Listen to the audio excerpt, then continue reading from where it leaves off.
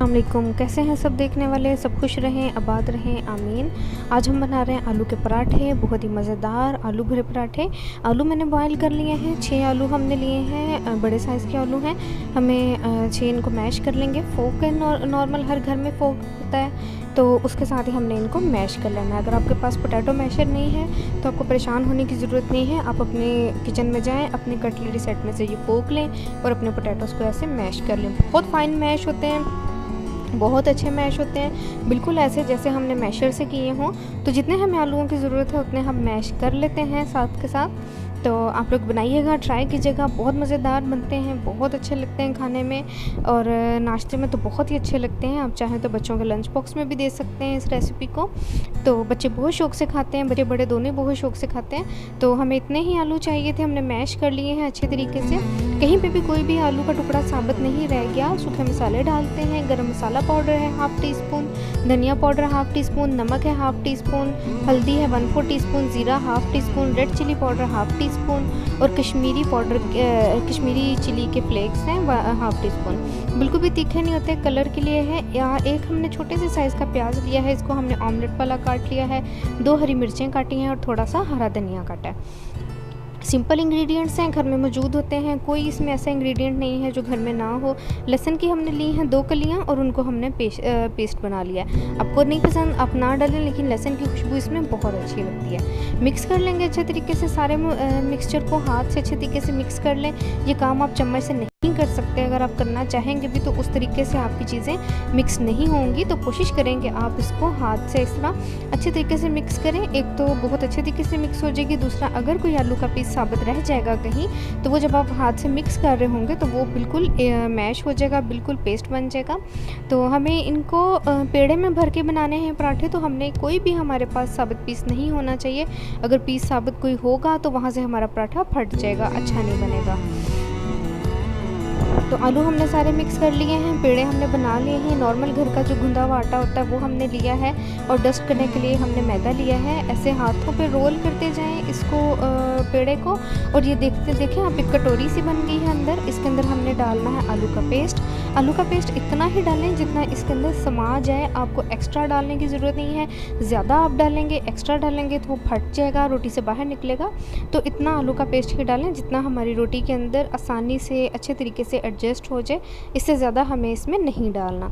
ऐसे अंगूठों से दबाते जाएं, पेस्ट को अंदर अंदर करते जाएं, ये रोटी के ऊपर किनारे खाली हो जाएंगे। इनको फिर इस तरीके से हम पकड़ेंगे, एक चुटकी सी बनाते जाएंगे, ऐसे पकड़ते जाएंगे, इकट्ठे करते जाएंगे और अंदर आलूओं का जो पेस्ट है उसको मिक्स करते जाएंगे, दबाते जाएंगे अंगूठों से। और जब सारे हमारा वो चुटकी सी बन जाए तो उस चुटकी को इस तरह गोल घुमा के ऊपर एक नॉट सी बनाएंगे और उसको फिर हथेली पर रख के यूँ घुमा देंगे अच्छे तरीके से।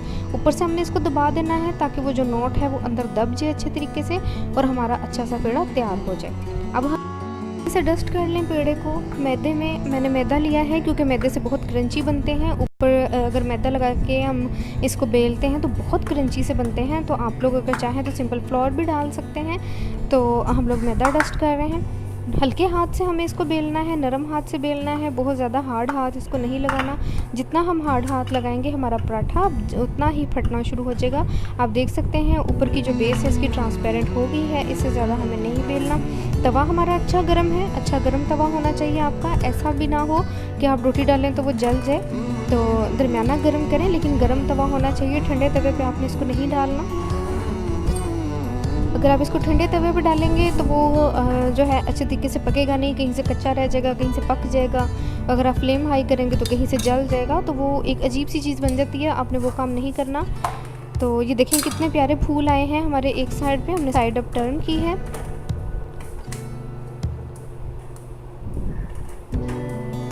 स्पून से दबाते जाएं इसको। मैंने पहले भी पराठों की वीडियो डाली थी, उसमें भी मैंने बताया था कि अगर आप ये वाला स्पून यूज़ करते हैं तो इससे बहुत अच्छे आपके पराठे फूले फूले बनते हैं, बहुत मज़ेदार बनते हैं।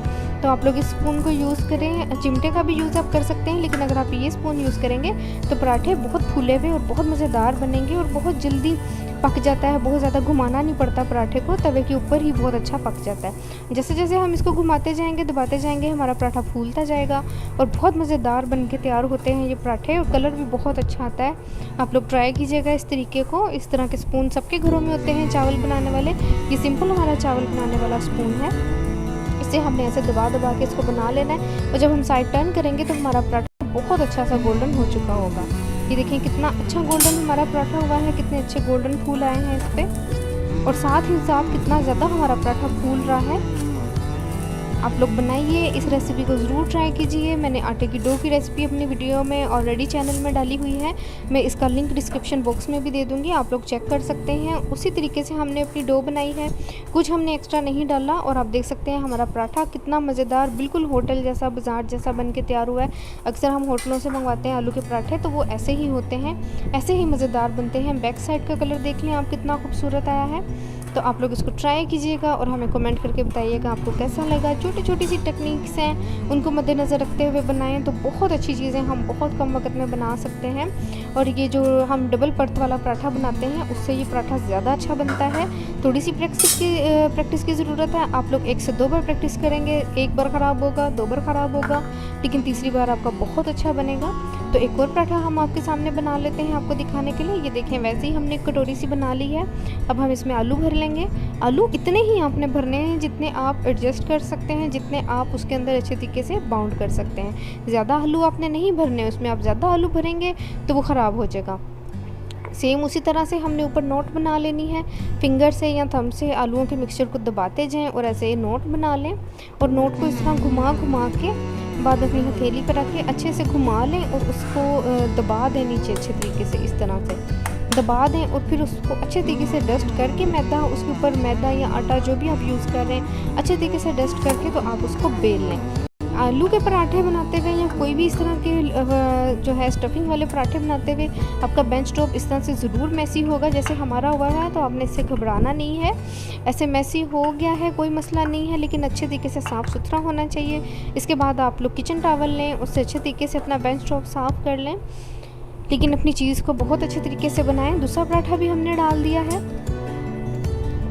उसी तरह से हम इसको भी बना लेंगे। आपको दिखाने के लिए हमने एक और बना लिया है, ताकि हमारी जिन बहनों को एक बार में समझ नहीं आई वो दोबारा देख लें। फ्लेम हमारा हाई है, हमने लो फ्लेम नहीं रखा, फ्लेम हाई है, चारों तरफ लग गया है फ्लेम अच्छे तरीके से। तो ये देखिए साइड टर्न की है हमने, दूसरी साइड पे किया है इसको। कच्ची रोटी ही है अभी, उसी में से भी आप देख सकते हैं कि हमें बैक साइड से भी स्टफिंग नज़र आ रही है। बहुत अच्छे, बहुत स्टफ्ड, हर एक जगह तक, पूरे पराठे के हर कोने तक ये जो है आलू का मिक्सचर चला जाता है, स्टफिंग चली जाती है। बहुत अच्छा, बहुत मज़ेदार बन के तैयार होता है। तो आप लोगों ने इसको ज़रूर ट्राई करना है और मुझे कमेंट करके बताना है कि आपको ये रेसिपी कैसी लगी है। और जैसे कि हमने इसकी साइड टर्न की है ऑयल डालने के लिए, तो ये हमारा पराठा फूलना शुरू हो गया है। अभी जब इसको हम स्पून से उससे स्पैचुला से प्रेस कर करके बनाएंगे तो फिर आप देखिएगा ये कैसा फूलता है, और ये अभी से फूलना शुरू हो चुका है। और ये देखें कैसा ज़बरदस्त हमारा पराठा फूल रहा है। जैसे जैसे मैं इसको दबाती जाऊंगी उतना ही ये और ज़्यादा फूलता जाएगा। ये देखें कितना ज़बरदस्त ये पराठा फूला है। ये जितना फूलेगा, जितना फूल के बनेगा, ये ऊपर से उतना ही क्रंची होगा। इसको गरम गरम खाएं, आप बस खाने वालों को बिठा लें, तो तवे पे से पराठे उतारते जाएं और उनको खिलाते जाएं, फिर ही ये मज़े के लगते हैं। अगर आप बना बना के रखते जाएंगे, सॉफ्ट हो जाएंगे, तो फिर इनका खाने का बिल्कुल भी वैसा मज़ा नहीं आएगा जैसा तवे से उतरते हुए का आता है। तो जब आप पराठे बनाना शुरू करें, सब खाने वालों को बिठा लें और साथ के साथ आप खिलाएं। इस तरीके से बनाएं, खिलाएं, और आपको बार बार फरमाइश होगी कि हमें ऐसे ही आलू के पराठे बना के दो। और आप हमें कमेंट करके बताइएगा कि आपने कितनी तारीफ़ें बटोरी हैं इन पराठों से। तो बच्चों को स्कूल में दें, लंच बॉक्स में दें, बहुत मज़े के हैं, बहुत अच्छे। बरसात के मौसम में ऐसी चीज़ें बहुत अच्छी लगती हैं। घर पे बनाएं, अपने बच्चों को, अपनी फैमिली को अपने हाथ का साफ़ सुथरा खिलाएं। तो दूसरा पराठा भी हमारा तैयार हो चुका है। बहुत मज़ेदार, बहुत क्रिस्पी पराठे बने हैं। पराठे हमारे बनके तैयार हैं, हमने बाकी सारे भी बना लिए हैं। बहुत क्रिस्पी और मज़ेदार पराठे हैं, बहुत सॉफ्ट। आप ट्राई कीजिएगा, कमेंट करके बताइएगा कैसे लगे। फिर मिलेंगे किसी और वीडियो में किसी अच्छी सी रेसिपी के साथ। तब तक के लिए खुदा हाफिज़।